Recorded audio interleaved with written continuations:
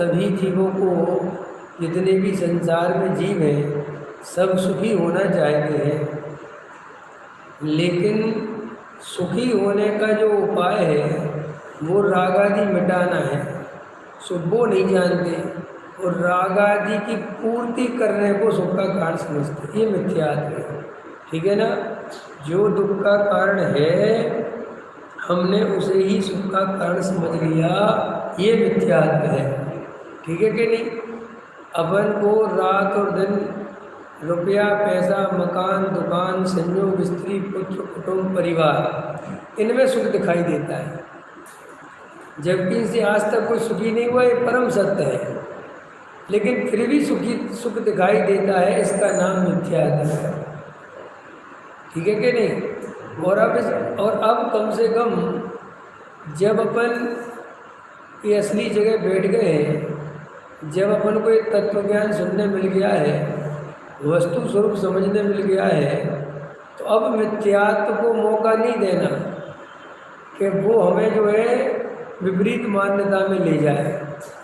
अब अपनी मान्यता को किसी भी कीमत पर विपरीत नहीं बनाना, किसी भी कीमत पर, चाहे कुछ हो जाए, चाहे कल मर दे आज मर जाए, मरना तो है ही ना। कल पैसा लुटता था आज लुट जाए, लेकिन अब मिथ्यात्व का सेवन नहीं करेंगे। अगर हमने मिथ्यात्व का सेवन नहीं किया होता तो अभी सिद्ध बन गए होते, अनंत आनंद में होते, समझ में आया।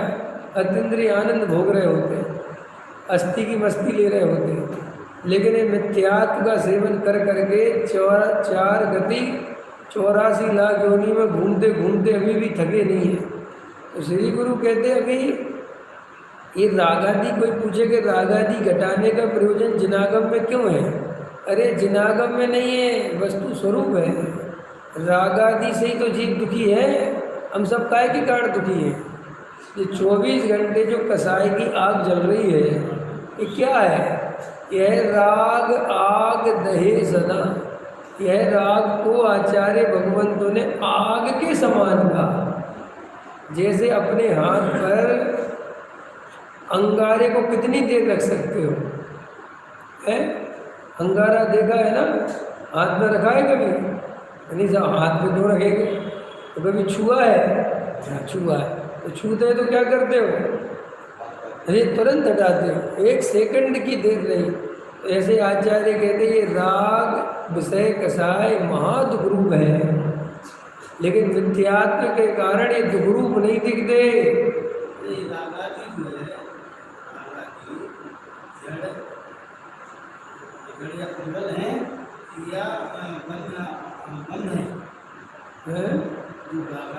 दो तरह से है, जड़ है या बंद है, बराबर है। जड़ भी है बंद भी है। जो कारमाण वर्गणाएँ हैं वे पुद्गल है, और जो भाव कर्म है बराबर, बराबर। 2 तरह के राग हैं। एक राग स्पर्श रसगंध वर्ण वाला भी है, और एक राग जो है जीव का भाव कर्म है। 2 कर्म है ना, द्रव्य कर्म और भाव कर्म। तो जो द्रव्य कर्म होते हैं उनमें रस पड़ा रहता है, जैसे नींबू का रस होता है ना, आम का रस होता है, ऐसे ही कारमाण वर्गणाओं में 8 प्रकार के रस होते हैं, समझ में? 148 प्रकृति है ना, तो 148 प्रकृति क्या है? कभी सोचा? कर्म की 148 प्रकृति। प्रकृति माने उन कर्मों के स्वभाव, प्रकृति माने होता है स्वभाव।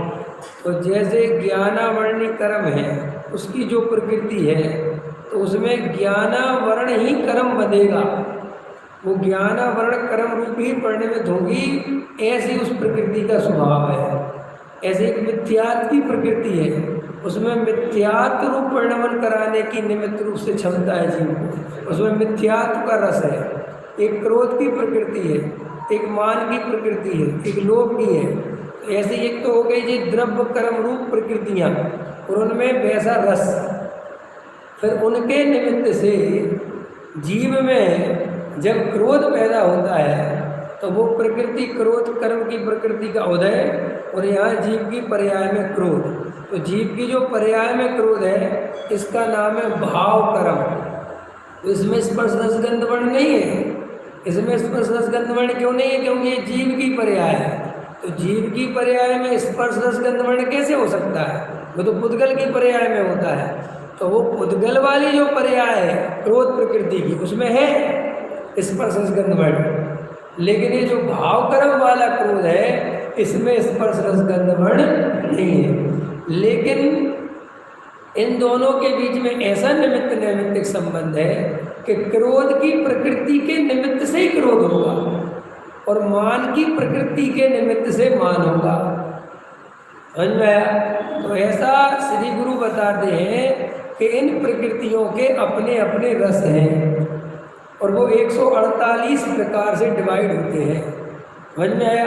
जैसे मैंने भी क्रोध किया तो मुझे क्रोध नाम की प्रकृति का बंध होगा। तब इतने सारे कारवाण वर्गणाएं हैं तो कोई भी बन जाए कि नहीं, जैसा यहाँ भाव है वैसी ही प्रकृति आकर्षित होगी। आया समझ में?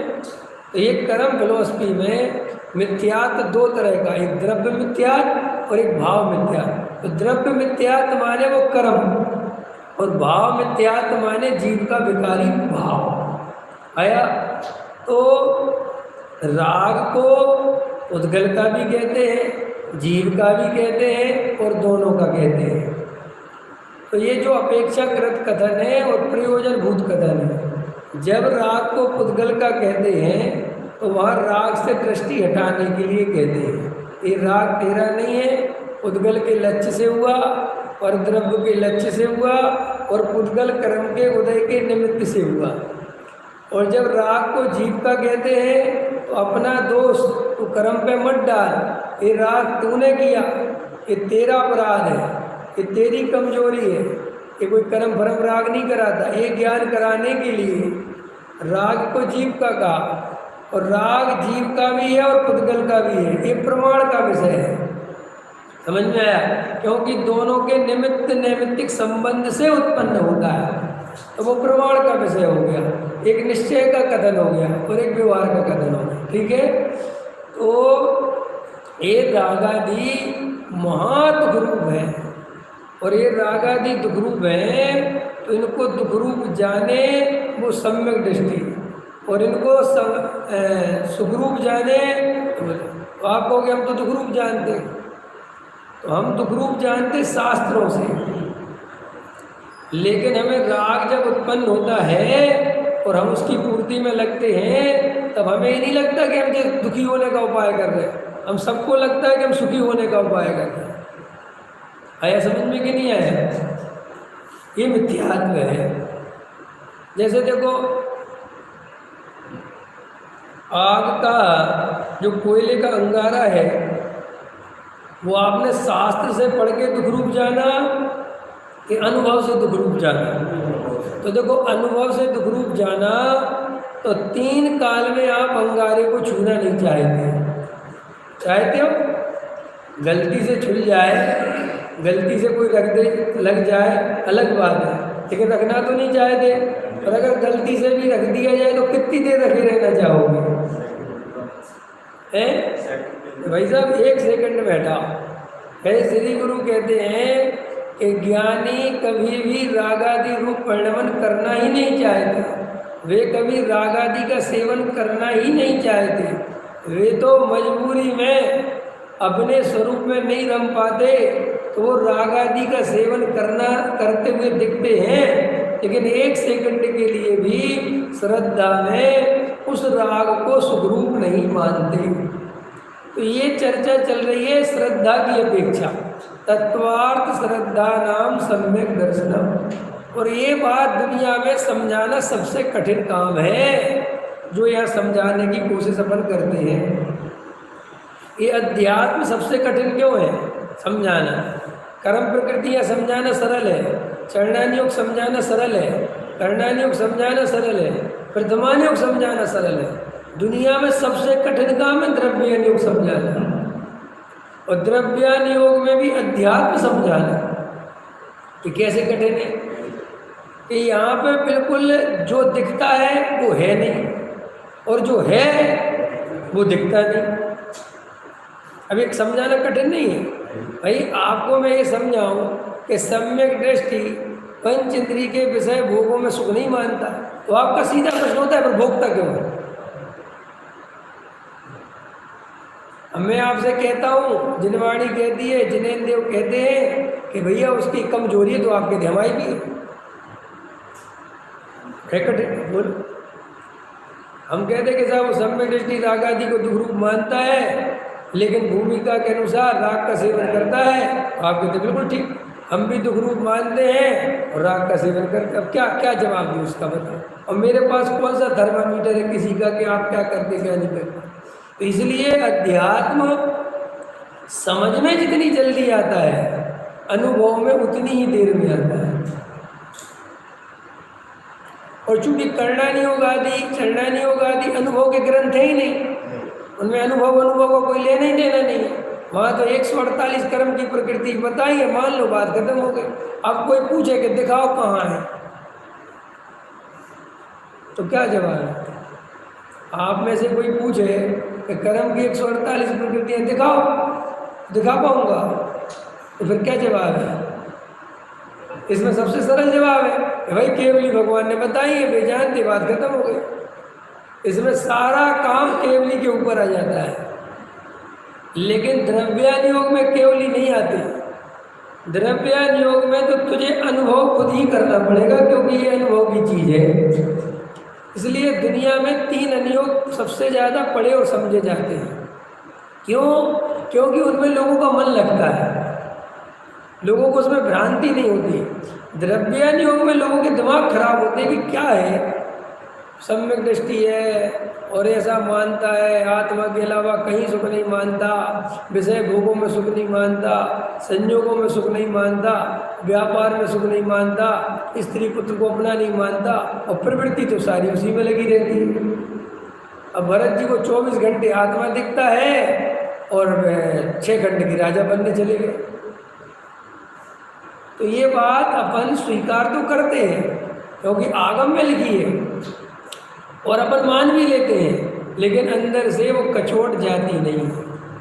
तो कैसे नहीं जाती भी बताता हूँ। जैसे अपन इतना स्वाध्याय सुनते हैं और जैसे अपने को विषय कसाय के परिणाम होते हैं या विषय कसाय रूप परिणाम होता है, तो तुरंत क्या लगता है, काय का धर्म, ये परिणति की तो क्या हालत है। वो तुरंत ही वो अपन को जो बात सुनी थी वो फैल मार जाती है। वो फैल इसलिए मार जाती है कि अपन के अंदर ये बात समझ में नहीं आती कि क्या है ये सब। अगर मुझे पंच इंद्रिय के विषय भोगों में सुख नहीं दिख रहा है तो मैं प्रवृत्ति क्यों करूँगा। एक बहुत कॉमन प्रॉब्लम नहीं है, सबसे बड़ी प्रॉब्लम है चौथे गुण स्थान की, और इस चक्कर में वो पर्याय दृष्टि अपनी छूटती नहीं है। क्यों? क्योंकि हमें ऐसा लगता है कि जब जिसने द्रव्य में शुद्ध अनुभव कर लिया, वो पर्याय में पंच इंद्रिय के विषय भोगों में प्रवृत्ति क्यों करेगा। हमने जब आग को दुख रूप जान लिया ना, तो अपन आग में हाथ क्यों रखेंगे? कोई रखता है? तो लोग में वे सारे उदाहरण ऐसे ही घटित होते हैं कि जिसे हमने दुख रूप जान लिया, हम वहाँ तो कभी एक कदम नहीं रखते। पर ये कैसा सम्यक दर्शन है कि भैया हमने आत्मा को सब सुख रूप माना, आत्मा के अलावा हम किसी को नहीं चाहते, और बाहर में करोड़ों रुपए जोड़ने में लगे हैं, मकान बनाने में लगे हैं, बच्चों की चिंता करने में लगे हैं। तो ऐसा लगता है कि काय का सम्यक दर्शन। फिर वो अपन उसके तर्क युक्ति और ये कि अपन को अभी नहीं है अथवा है, ऐसा थोड़ी है, और फिर अपन कंफ्यूज बने रहते हैं। तो इसलिए ये समझाना अपने आप में इतना कठिन काम है। अब तो इसका उपाय क्या है कि भैया इसका उपाय ये है कि तुम शांत होकर अपने को आत्मा के आनंद में ले चलो, वेद ज्ञान करो और ये पर्याय का कर्तापन छोड़ो। अब पर्याय में जो होता है उसे सहजता से जानो और देखो, सहज स्वीकार करो। समझ में आया? उसके कर्तापन अपने अंदर मत लाओ, ज्ञाता दृष्टा की ताकत रखो। और ये स्वीकार करो कि ये पर्याय में जो होने योग्य वो हो रहा है, मैं करने वाला नहीं। अब है ये, आप कहोगे फिर कोई बात पहुंच गई, लेकिन तरीका इसके अलावा कोई दूसरा नहीं है। ना तो कोई ये उपाय है कि पर्याय को खींच के अलग कर दे तुमसे और केवल ज्ञान की पर्याय ला दे, ना तो ये तरीका है कि हम तुम्हें सब घर परिवार छोड़ के जंगल भेज दें कि चलिए आप ब्रह्मचारी बन जाओ। कोई ये उपाय नहीं है, सच्ची बात है। उपाय ये है कि भैया जैसे आचार्य ने उदाहरण दिया कि रहट की आवाज़ होगी, पानी पीना पड़ेगा, अगर घोड़ा तुम्हारा बिचकेगा तो भाई साहब हम पानी नहीं पिला पाएंगे, प्यास ही रहे। ऐसे ही तुम अगर ज़्यादा उलझोगे कि जी राग कौन कर रहा है, मैं नहीं कर रहा तो कौन कर रहा है, और ऐसे तुम विषय भोगों प्रवृत्ति करते ही रहेंगे, ऐसे तुम घर परिवार कब छोड़ेंगे। तो श्री गुरु कहते हैं कि उलझते रहो और कुछ नहीं होने वाला। कभी कभी ऐसा भी होता है जीवन में, ये आपको जो मैं बात बोलने जा रहा हूँ थोड़ा शांति सुनना। कभी कभी जीवन में ऐसा भी होता है कि चीज़ ज़्यादा समझने से भी डिस्टर्ब हो जाती है।